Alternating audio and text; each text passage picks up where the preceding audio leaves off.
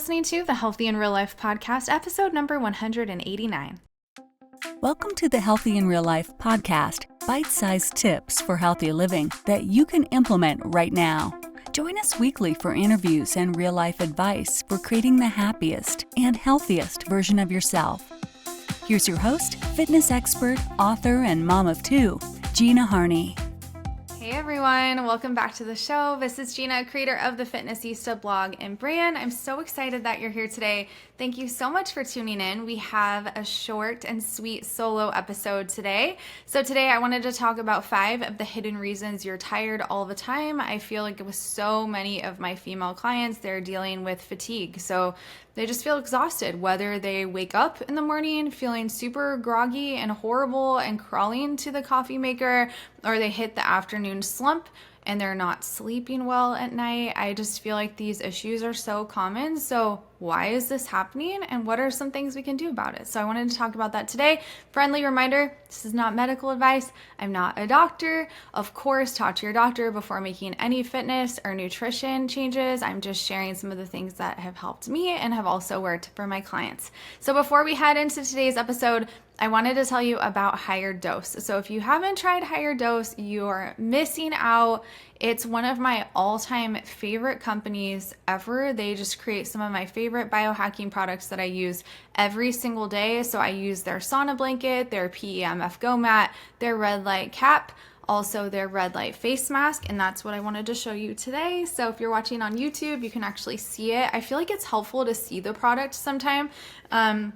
So the show's on YouTube now. So if you want to head to fitnessista.com, youtube.com/fitnessista, you can see videos of each episode. So just holding up the Higher Dose mask right now, it's really pretty blue color, but I want you to see the material. A lot of red light masks are hard. So they're these just like hard structures you put on your face and they're just like really rigid, kind of uncomfortable. This is just like super soft silicone, so it molds to your face. I'll even show it to you. When I first got this, I loved scaring my family with it. They were terrified, but also they weren't that bothered by it because they're used to me and they're used to my antics. So this is what it looks like. Very chic, very cute.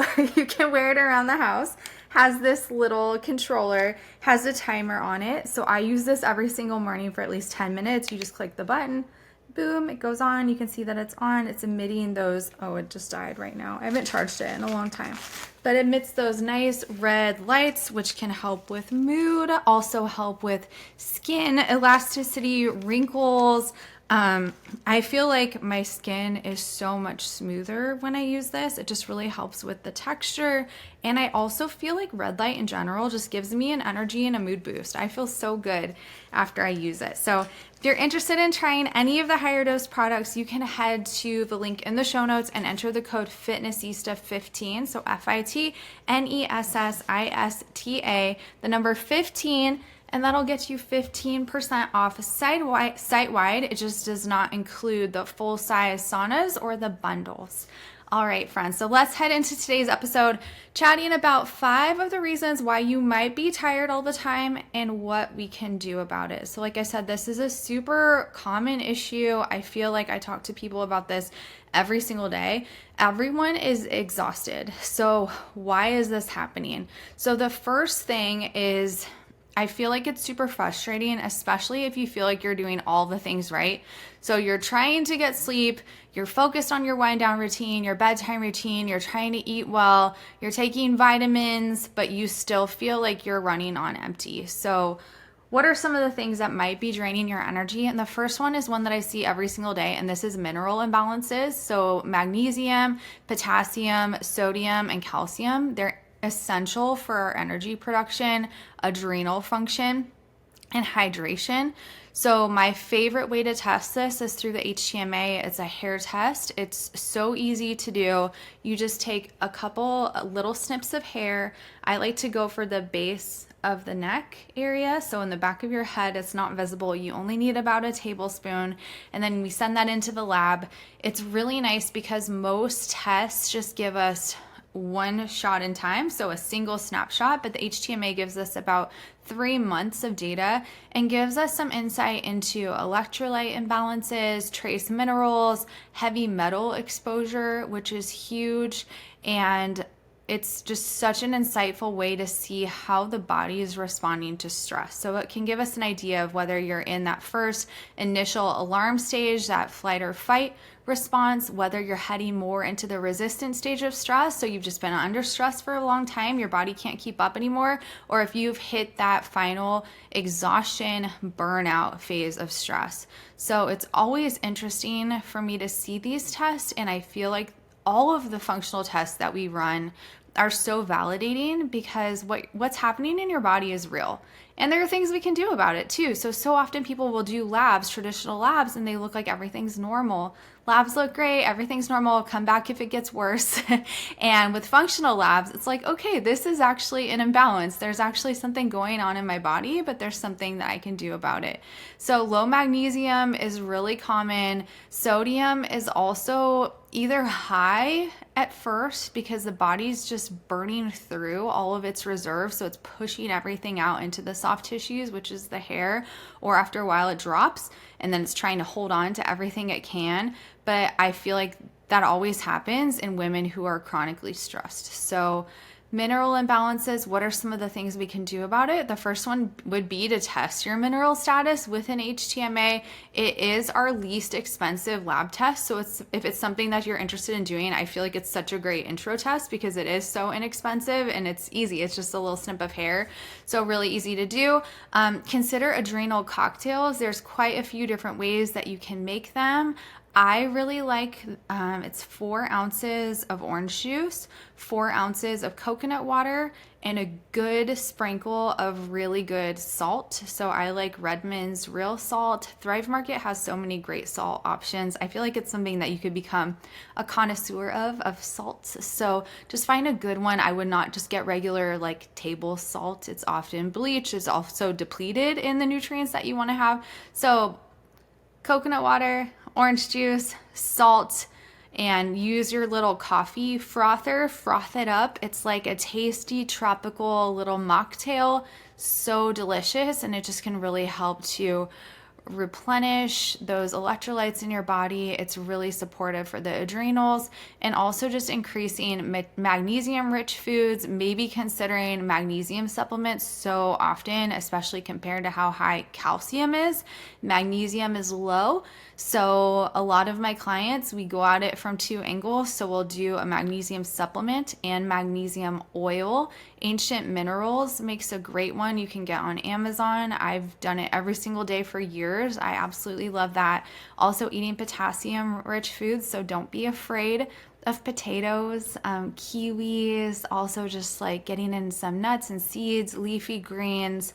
Just healthy, vibrant foods are going to obviously help with those trace minerals, and then also just making sure you get in your electrolytes as well. So mineral imbalances is number 1. Number 2 is blood sugar roller coasters. So this is a huge one.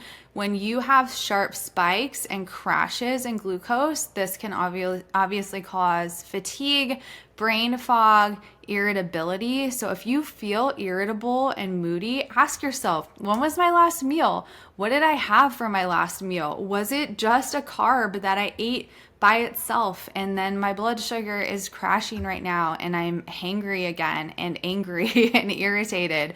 So really trying to make sure that you have a balance of macros in your meals. So protein, carbs, and fats in every single meal and snack.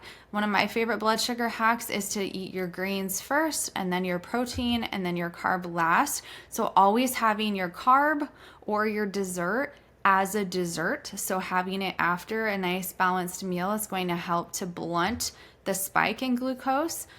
Don't skip breakfast. I think that that's just setting you up for a blood sugar roller coaster the rest of the day. And also minimizing refined carbs, so refined sugars, processed carbs, so things like crackers, breads, cookies.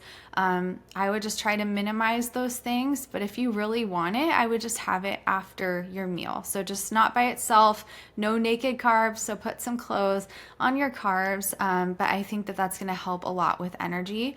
Also, just asking yourself too, am I tired because I need to eat something, because my last meal wasn't balanced, or because I haven't moved in a long time? So I feel like sometimes that makes a difference too. If you've been sitting for a really long time, just get up and walk around a little bit, maybe do some stretches or some sun salutations. If you have a walking pad, walk for 5 minutes, jump on your rebounder, maybe take your dog around the block and see if that helps with your energy. I think that that can make a huge difference, but really looking at your meal quality, making sure they're nice, big, fulfilling, satisfying meals, and then avoiding snacking in between meals, because that's going to continue to add to those just little spikes and then crashes, spikes and then crashes in between meals as well. The next one is under eating or overtraining. And I feel like this is so common because when women are trying to lose weight, what's the most common advice that we hear? And that's to eat less and move more. But the reality is that when you have a mismatch between your energy intake and your output, so how much you're burning, this can signal famine to your body. So your body is feeling like you're starving. And when you're starving, you obviously cannot produce energy.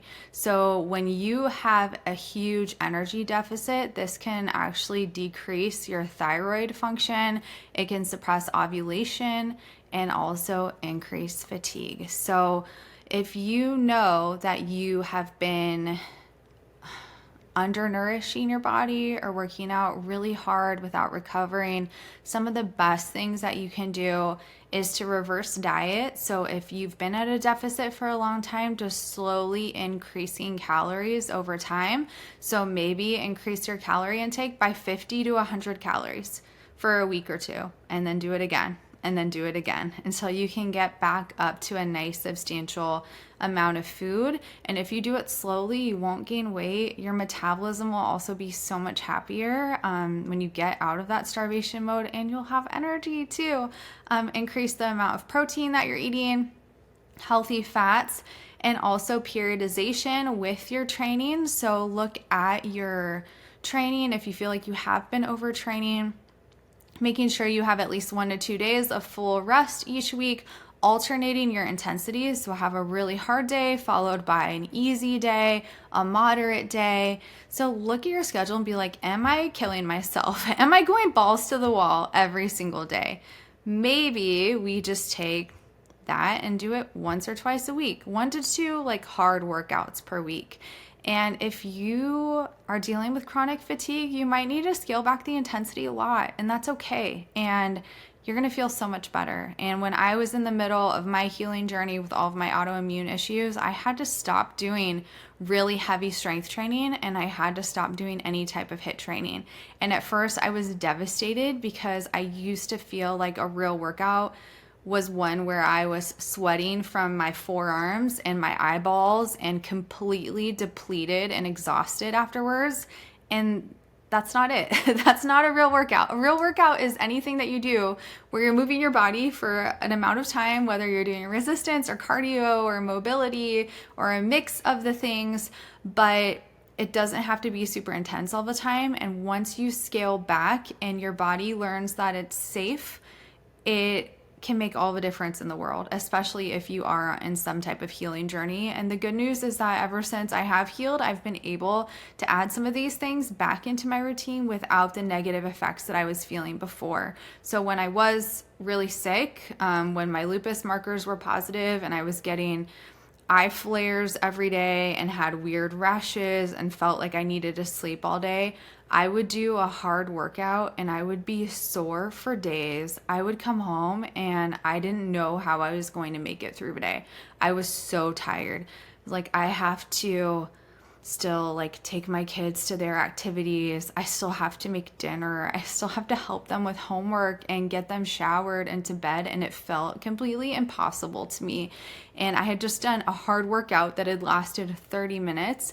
Once I cut it out, and in addition to all the other changes that I had to make, it made such a huge difference for my energy levels, but also for my mood. I was just such a happier person. So try it. Don't be afraid, especially if you have been working out hard for a long time. Just don't be afraid to scale back, or at least just look at your schedule and alternate those intensities each day. So the next one that can lead to fatigue and just feeling exhausted all the time, that is gut dysfunction. And that is another thing that I also see every single day. So things like parasites, candida, or other types of yeast, fungus, mold, it's just such a huge problem. And because these things interfere with how we absorb nutrients, they can also lead to chronic inflammation, and they can burden the liver and, of course, deplete energy. So they can interfere with our mitochondrial production. So a lot of times all of these precursors to make our mitochondria are being inhibited by these infections in the gut. So it's a mess. So gut things, I think that functional testing here is another thing that can make such a huge difference. The oat test is one that I absolutely love. It looks at the gut, and so many things in our life can contribute to gut disturbances. So things like antibiotic or steroid use, processed diets, stress, food sensitivities, exposure to things like mold or high sugar diets. These things can all upset our gut balance. So I think that the oat testing can be so valuable because we can look and see exactly what's elevated and where we need to rebalance. We look at those mitochondrial markers, also looks at nutrient deficiencies in the body. So things like B vitamin, CoQ10, toxin exposures, gives us a really awesome picture of things that we can work just to rebalance. So deficiencies and toxicity. So where do we need to rebalance? So oat testing would be my number one. It's a simple urine test. It's the first urine of the day. You send it off to the lab, and then we get the report back, and then we go through it together. So that's a really great one. Also supporting your digestion with things like digestive enzymes can be huge, or bitters. I feel like probiotics can be a little bit tricky because sometimes if there's bacterial overgrowth in the gut, probiotics feed everything. So they feed the good bacteria, but they also feed the bad bacteria. So sometimes people are taking probiotics and they have high bacterial overgrowth in the gut, and it's actually contributing to the problem for a little while. And also things like fermented foods, aged foods that are higher in probiotic content. Yogurt is one that comes to mind immediately. Things like sauerkraut, kimchi, those are also feeding all of the bacteria in your gut. So if you have extra, it's like you don't really want to feed that. So those are things that we cut out for a little while while we're working on rebalancing things. So testing would be number one, because then you don't have to guess anymore and wonder, are my supplements hurting me or hindering me? Like even my Organifi green that I'm drinking right now has prebiotic fiber in it, and that's something I had to cut out while I was healing. But now that my gut is rebalanced, cheers, I can drink it again, which is great. So a lot of drinks have probiotics in them as well. So I would not necessarily go to probiotics if you don't know what's going on with your gut, but just supporting your digestion, eating really nice, balanced, anti-inflammatory type foods. So whole, unprocessed foods, things that can be really soothing are warming foods. So like soups or even stir fries, eating things that are more like room temperature sometimes help if you have like digestive type issues. So if you can't tolerate raw salads because you feel like you bloat a lot afterwards, try a soup instead, or just try eating more of like stir fry or roasted vegetables. Try cooking them a little bit first and see if that helps. Same thing with smoothies. Sometimes the really cold can impact digestion. So you can eat your smoothie more like room temperature. That's actually what I do. I turn my smoothie into a pudding each day. So I add my daily nutritional support, a little bit of Truvani or Now Foods protein powder, and I add enough water, almond milk to just make it like a pudding type texture. And then I put berries on top of that. Nut butter, sometimes those are iffy for digestion, so see how you do with the different nut butters, but I'll drizzle that on top, and it's just such a satisfying, delicious little meal. So just keeping things really simple, gentle, soups, stews, smoothies, those are kind of my go-tos for that, but I think that testing is number one, especially if you have any autoimmune type issues, skin issues, digestive issues. So if you are bloating or constipated or dealing with things like that, it can give so much incredible insight into what's going on. So the next one, this is number 5, would be mitochondrial dysfunction and toxin load. So we know that mitochondria is the powerhouse of our cells. So they're like our little energy factories, but things like toxins like mold, heavy metals, BPA exposure, gut disturbances, these can all impair their function. So there's a study that just indicates that mitochondrial dysfunction is the root cause of chronic fatigue. So mitochondria is our energy. So if they're not functioning properly, they're burdened all the time, of course we're not going to have good energy, optimal energy. We're not able to produce that ATP that's going to give us that energy. So detox pathways definitely need to be supported for this. This can also just help to clear any environmental exposures that could be impacting your mitochondrial function. I also think that mitochondrial function is really tied to longevity and aging, because the people who continue to grow old and feel really good and have energy and can do things, they have functioning mitochondria. So we need to support them in any way we can. So some of the ways we can do that would be supporting phase 1 and phase 2 liver detox. So things like cruciferous vegetables, lots of leafy greens. You want it to bind to things so that you're able to digest them, get them out of your body. Things like sauna. Sauna is one of my all-time favorites. I love my sauna blanket. Also B vitamins. We burn through B vitamins when we're stressed.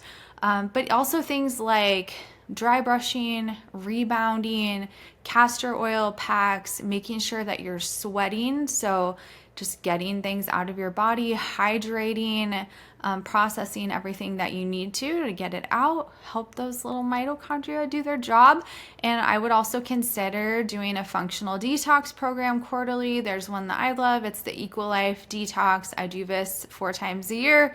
It's completely changed my life. If you are interested, you can head to EquaLife and you'll find the detox there, and you can use the code FitnessIsta10. So FITNESSISTA and the number 10, that'll get you 10% off site-wide. That's where a lot of these lab tests are as well, and you can use that discount code there too. So I'm here if you have any questions, but I just really hope that you all can do things in your life to help with the energy, because it's everything. How you feel throughout the day is everything. It's going to power you through your day. It's going to power you through your work day, your workouts, your productivity, your mood, your longevity. So there are a lot of things we can do to support your body there. So if you ever need help brainstorming, I'm here. I hope that this episode was helpful for you. Of course, if you ever have questions, reach out to me. My email is gina@fitnessista.com. So GINA@fitnessista, FITNESSISTA.com. And I am here.